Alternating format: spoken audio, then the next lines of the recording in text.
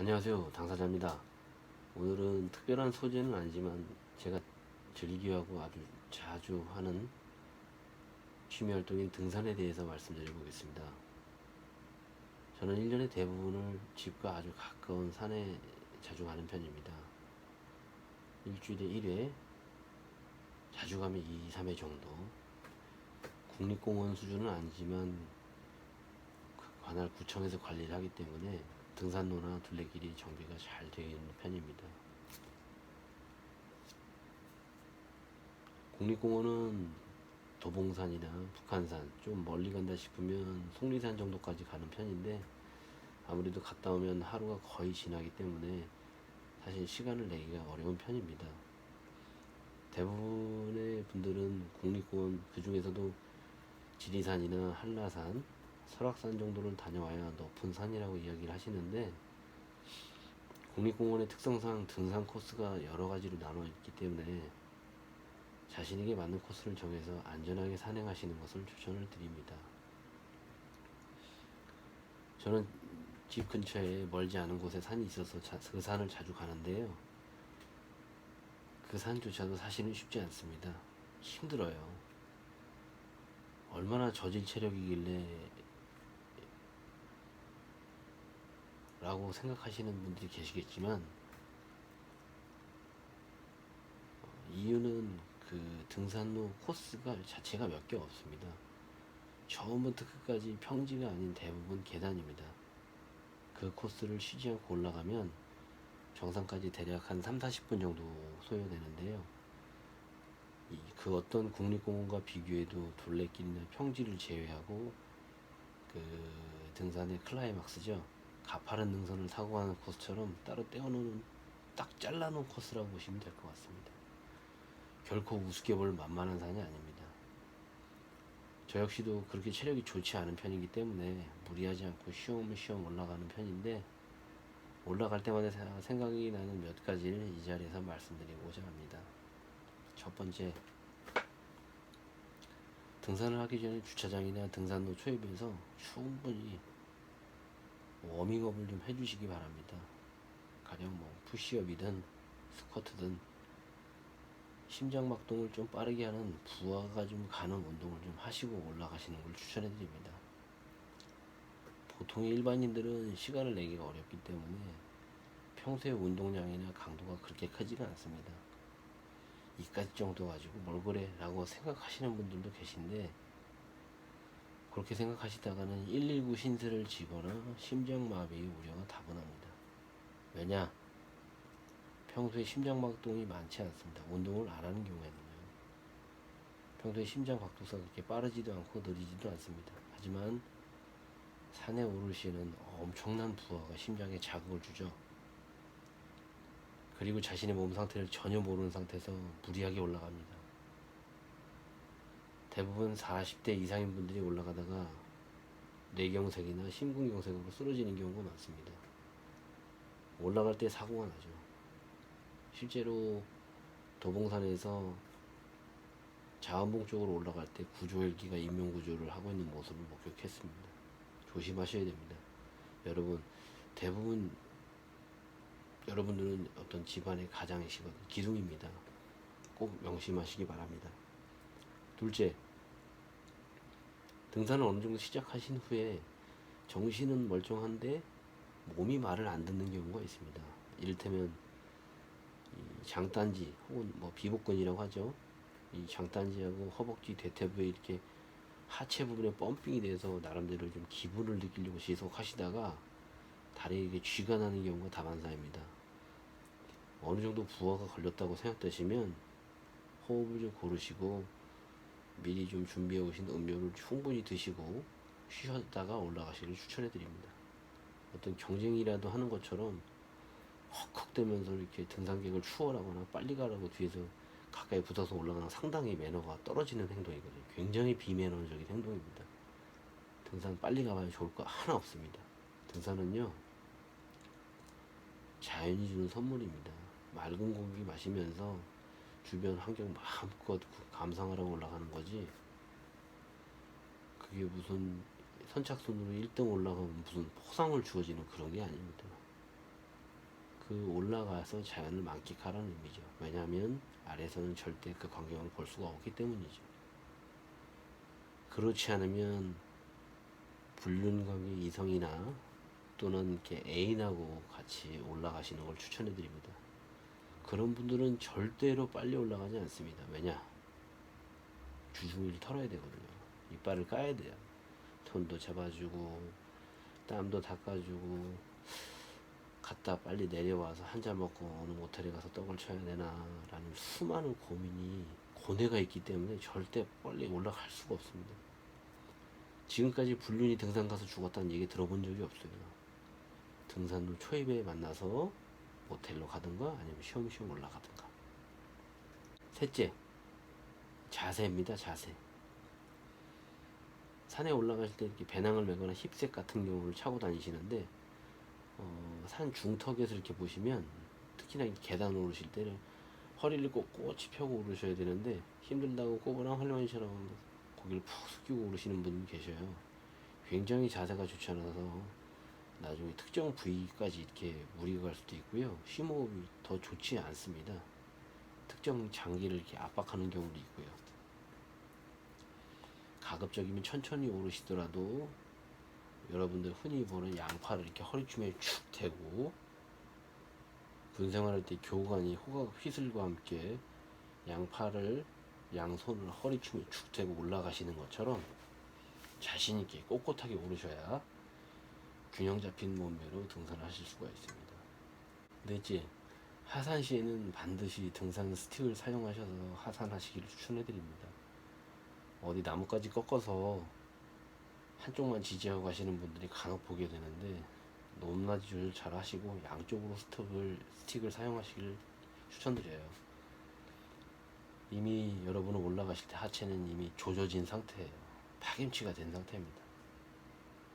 흔히 다리가 풀린 상태라고 말씀을 드리겠습니다. 따라서 발목, 무릎, 허벅지, 허리 등 지친 상태로 천천히 스틱을 이용해서 쉬엄쉬엄 내려와야 안전하게 다치지 않고 산행할 수 있는데 그렇지 못한 분들이 많이 있습니다. 일례로 제가 한 7, 8년 전에 진짜로 체력에 있어서 한참 자신 있을 때 스틱 없이 도봉산에서 하산하다가 그 산악구조대쯤 내려오는 쪽에서 발목을 접질려 가지고 집에 가는 동안에 아픔과 쩔뚝거림과 시간과 이루 말할 수 없는 굉장히 진짜 비싼 수험료를 지불했던 것으로 기억합니다. 한 두세 달은 고생했어요. 그래서 오랫동안 이렇게 등산을 하기 위해서는 무엇보다도 무릎이나 특히 이렇게 무릎 연골이죠. 연골이 중요합니다. 정말로 제가 안타까운 걸 보면 내려올 때 보면 이제 뛰어서 내려오시는 분이 있어요. 굉장히 안타깝습니다. 미친 사람들 같아요. 내 무릎 연골 오늘 조져버릴 거야 라고 하는 분들 같아요. 이런 분들은 전혀 몰라요. 왜? 그렇게 내려도 안 아프거든. 그게 다가 아닌데 그게 시간이 지나서 차츰차츰 흘러서 괜찮아지다고 하더라도 어느 순간 잠자리 들 때 슬슬 이 무릎 뚜껑뼈, 슬개골이라고 하죠. 그 안에 물렁뼈가 슬슬 간지러워져요. 서서히 간질간질합니다. 염증이 생긴 거죠. 여러분 한번 생각해 보세요. 산에서 내려올 때 하체가 이미 조져진 상태야. 파김치가 다 됐어. 지친 상태야. 그 상태에서 여러분의 체중 플러스 중력이 모두 합산돼서 뛰어내려와요. 그 충격, 그 하중 누가 버텨내요? 어디서? 발바닥이? 아니에요. 처음에는 발바닥 디디고 그 다음에 무릎으로 가죠. 무릎으로 안 가면 허리로 가서 삐끗하던가 하죠. 그만큼 하중을 버틸 수가 없기 때문에 그렇습니다. 제발 내려오실 때는 올라가실 때보다 더 천천히 내려오셔야 안전한 생활을 하실 수 있다고 생각합니다. 꼭 그렇게 해보세요. 경험자에서 드리는 말씀입니다. 다섯째, 등산을 하면 살이 빠지냐? 빠집니다. 정말 빠집니다. 맑은 공기로 지방을 태우죠. 연소하죠. 지방 연소. 많은 에너지를 이렇게 소모를 하면서 그러면 이제 딴 사람들 얘기해요. 아, 사우나 가면 되지 않냐? 땀 빼면 사우나가 최고인데 라고 하시는 분들한테는 이런 비유를 한번 해보고 싶어요. 여러분, 돼지고기 삶는다고 그 양이 줄어들어요? 돼지고기 안에 있는 수분이 빠지는 거죠. 살을 뺀다라고 하면 지방을 태우는 것으로 보셔야 돼요. 지방을 빼야죠. 근데 저는 살이 더 쪘습니다. 왜냐? 그만큼 많이 처먹었으니까요. 내려갔다 오면 왜 이렇게 식욕이 땡기죠? 아, 씨발, 진짜 생각만 해도 그냥 무슨 친구 라면에 족발에 수육에 아니 씨발 막걸리는 또 왜 이렇게 잘 들어가? 소주 한 잔 벌컥벌컥벌컥. 지금 이제 점점 무더운 여름이 시작될 때, 네, 한여름이 됐을 때 이제 딱 갔다 내려와서 생맥주 500cc, 그것도 이제 호프집 가면 생맥주 안에 이제 냉장고에 넣어놔야잖아요. 클라스가 500cc짜리. 거기에 가득 생맥주 채워가고 그거 원샷 쫙 하면 집에 다 갔죠. 집에 다 갔어.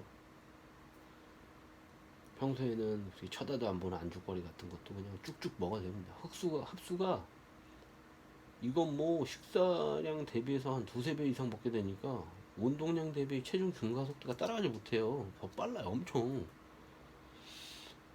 그렇지만 등산하신 후에 평상시 식사량으로 취식하시고 충분한 수분을 섭취하시면 굉장한 다이어트 효과를 보시는 건 사실입니다. 잘 안됩니다. 잘 어려워요. 등산보다 어려운 것 같습니다. 마지막으로 등산을 왜 하느냐? 산에 간다면 뭐가 있길래 뭘 하느냐? 어차피 이제 과거에 이제 우리 아버님께서도 그런 말씀 하셨어요. 산에 좀 뭐하러 올라가 소주나 마시지. 어차피 내려올 거. 이런 분들한테 이야기하고 싶어요. 저도 몰랐지만 일단 산에 오르면 잡념이 사라집니다. 힘들거든요. 뭘 생각할 시간이 없어요. 구구단도 못 외워져 지쳐서. 생각하고 싶지가 않아요. 또한 이제 몸이 운동 모드로 이렇게 전환되는 시점에서 쉬지 않고 촉촉 올라갈 때 이 머리 끝에서 느껴지는 그 쾌감이라는 게 이거는 사실 이렇게 똥 마려울 때 급할 똥 마려갖고 막 머리끝이 쭈뼛쭈뼛 쓰고 막 천당과 지옥으로 왔다 갔다 할 때 막 급한 이런 지하철에서 막 똥 싸고 싶은데 막 차 끊겼을 때 막 버텨서 그냥 막차 타고 가는 그런 기분하고는 달라요. 그런 건 다르지만 그래도 다른 거와 비교했을 때 그 성취감, 쾌감이 이루 말할 수 없이 뿌듯한 거 그런 게 있습니다. 등산이 혈액순환이 좋다고는 하는데 사실 그거는 아직 제가 순환이 잘 안 돼서 그런 건 잘 돼서 그런지 모르겠는데 그런 건 잘 느끼기 좀 어렵고요. 내려와서 이 하체, 이 장단지나 허벅지에 있는 뭉친 근육들 한바람을 평지 걸을 때 자신감이 생겨요. 그런 게 좋아요. 그래서 곰곰이 생각해 봤는데 등산이 나이를 먹고도 정말 꾸준히 운동할 수 있는 부분이어서 그래서 등산을 시작했었던 것이 도움이 많이 되는 것 같습니다. 가장 중요한 건 뭐냐면 제가 과거에 검단산에 한번 힘들게 무리하게 올라간 적이 있는데 그 중턱의 약수터 옆에서 한 7순 정도 되신 어르신이 계셨었는데 저는 힘들어하고 정말로 지쳐서 이렇게 헉대고 이렇게 물 마시고 있는데 어르신이 옆에서 쉬엄쉬엄 있다가 쳐다보시더니 아유 우리 젊은 친구가 그래도 열심히 한다고 네 감사합니다 어르신. 그래도 어르신 되게 오랫동안 산에 다니신 분 같으십니다. 그랬더니 올해 7순이 넘으셨는데 여기 일주일에 한 번씩 온다 그렇게 말씀하시고요.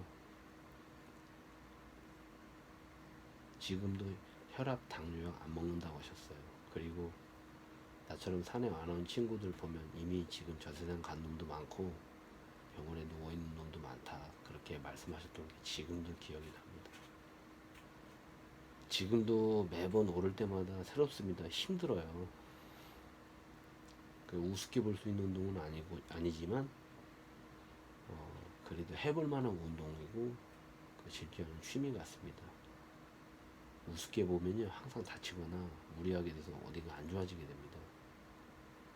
그리고 자기 자신을 한번 되돌아보게 되고 감사하는 마음을 갖게 됩니다. 겸손해지고요. 왜냐하면 이 세상살이처럼 똑같습니다. 자연은 용서를 하지 않거든요. 늘 그대로 정해진 대로 수순대로 가기 때문에 그게 정말로 매력이 있는 것 같습니다. 오늘은 등산을 취미생활인 등산에 대해서 말씀을 드렸고요. 다음엔 또 좀 관심이 있는 주제로 한 번 더 찾아뵙도록 하겠습니다. 감사합니다.